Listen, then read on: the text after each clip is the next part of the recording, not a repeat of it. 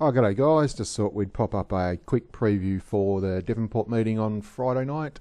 Only 6 races, 5 o'clock kickoff, so nice and early. Finishes at, I think it's 7:37 from memory, yep, so not a great deal of value to be honest. Bit of rain about today as well, it's about 9 o'clock on Friday morning. And if the track gets wet at Devonport, it can actually make the track even more leader fence dominated, which is hard to believe, but is the case. In the first, My Ruby Rose looks pretty much a good thing. I've actually got the Bet365 odds here. The only one's up at the moment. Some sort of guide, as most tend to follow. You can see you've got $1.90, Bet225, which is a bit silly. Smoky Mac's second favourite. They met last week. Norwester was in the same race. It's impossible to see it beating the others. Couple of first starters for the old stable. Another one bites and Self-Righteous Boy. Haven't done a lot in Victoria. Might just have a quick look at the replay. Computer's going very slowly actually, so just bear with me. So we'll just watch the replay of the two favourites and you can see why it's impossible to make a case for Smoky Mac to beat My Ruby Rose. As I mentioned, this computer's driving me nuts, but so it's in Launceston over the mile last time. She's not endowed with great... They're set for dispatch in the line. So here's My Ruby Rose in the Hadley colours, drawing 6, second from the outside. So Norwester in 2, so he's got a little bit of speed. Here's Norwester leads. So here are the two favourites here. Smoky Mac 1-1, My Ruby Rose 1-2. So you can see here Ruby Rose pulls 3 deep, goes around Smoky Mac. If we just let it roll from here,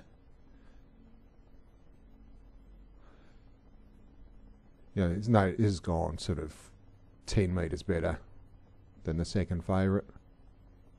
If you look at those prices, you'd much rather take $1.90 this horse than $3 this horse.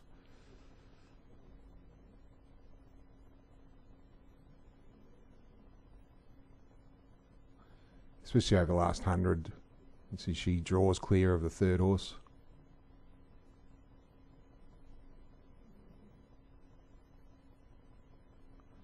Yeah, as I mentioned, $1.90 is not a bad price, whether you want to take $1.90, something drawn 7 around Devonport.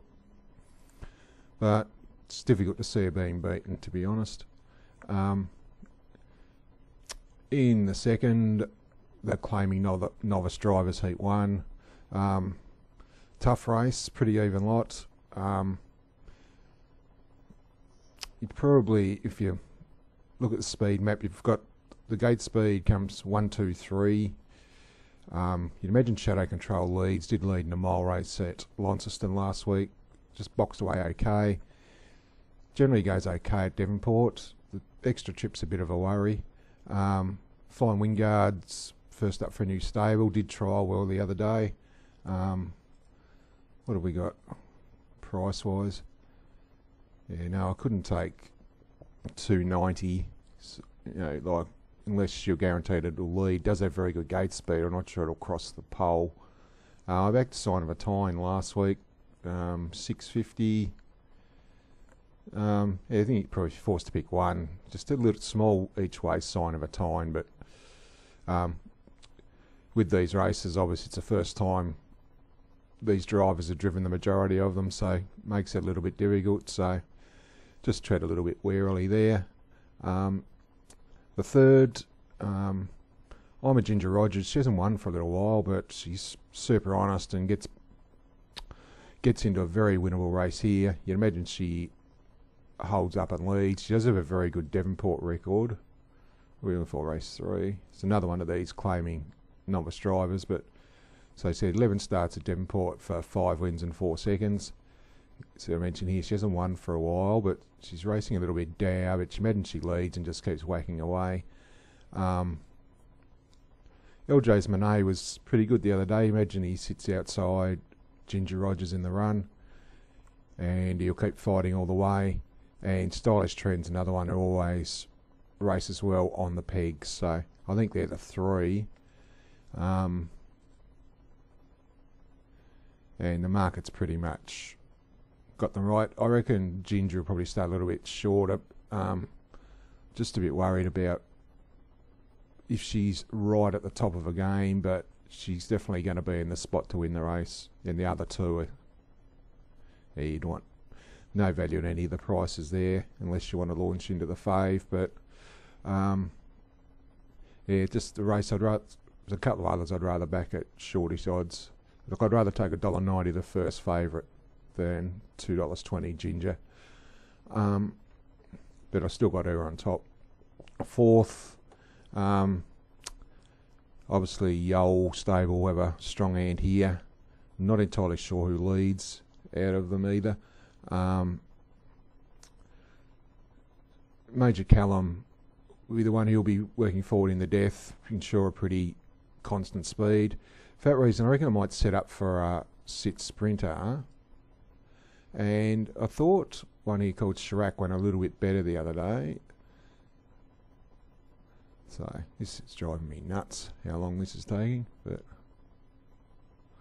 yeah, so it was in a free-for-all race, and as I've been saying for the past couple of weeks, free-for-all sectional times have been terrible recently. So here we go here. This is weird. It's taking ages for the pages to load, but the videos load straight away.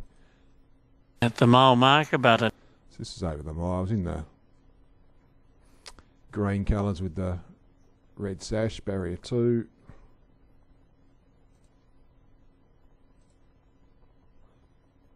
So he's 1 out, 2 back. Actually, I think. So let's go back. Here he is here, widest horse. Now you see he's working up to the line okay. It's one thing with these free-for-all races, I was like, they're running home in like 60 seconds every one of them. So, you know, I jokingly said to somebody last week that if Scooter Will Rev gets back to his best, which he'd actually been flying, but if he ran home 56, he'd probably win by 50 metres based on the times the others have been running, and he bloody almost did. So that's the one query with the form, even though, you know, you say he's run 4th in a free-for-all, it's not exactly a glowing recommendation that it normally might be. But, you know, just a small each-way bet. What have we got here? Yeah, no, 750. I think that's fair. Like, at worst, he's going to be 3 back the fence. And around Devonport, that's never a terrible place to be. So, yeah, small each way on race 4, number 7, Chirac. The 5th, and this is a race, stand start. They're pretty evenly graded, if truth be told. There's not much inability between the lot of them. So, it's one of, obviously the start's vitally important. It's something that can go from being a 5-1 chance to a 15-1 pop in the first 50 metres, and vice versa. You can have a, you know, something at double figure odds pings the start and it's in a striking position. So not a race I want to get involved in. Demonstrative is pretty good at Hobart last week, but he just whacks away at the 1 speed. If he led, definitely take the 1 to run down. Svensson, imagine she starts favourite. Just been a tad disappointed with the past couple. But obviously from the top of the track there's usually a bit of an advantage out there, so she got across and led. Then you've got horses, these Yole horses that mix their form, Artarama. Yeah, so, but forced to pick one, I'd probably go Demonstrative, as you know what you're going to get. Generally begins okay, and just keeps whacking away. But as I mentioned, just got no idea. Yeah, I think it should be, you know, couldn't take $4 Demonstrative. But he's a rummage, was okay the other day, you know, double figures. You know, if he pinged the start and got in the first 4 or 5, but yeah, just one of those races where it's a bit of a raffle. And at the last, I backed horse here, Vapor Glen, for a pretty big result last week at double figure odds.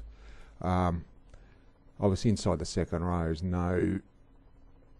it's a bit of a, can be a blessing in disguise sometimes, but you also obviously take the risk that you never get out. She's a standout, does have early speed. If you look at it, you imagine she's got the speed to hold them. Shady Lou can begin very quickly out wide. It's probably the other one. But imagine Vapor Glen gets a good run through early. We might just go and have a look at his last run there. I mentioned I was on for plenty and he had no luck at all. Not going to get double figures tonight, but we'll, I think, sort of probably get about 350 to 380 come jump.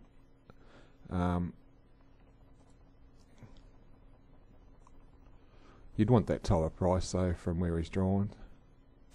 Now the mobile. Through the second row here, second from the outside. Big horse, number 11. So you can see here he goes to come out 3 wide at the bell when a horse of Yale's in front, pulls out in front and goes nowhere. Here he is here just pulling out. And this horse here comes out in front and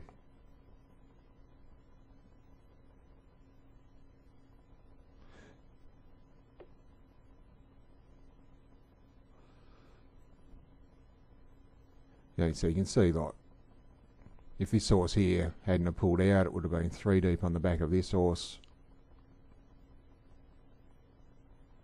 and would have won for fun. So you can see, like, he's got 20 metres behind this horse now, so it's going nowhere. So he goes back to the inside and is hard held all the way to the line from here.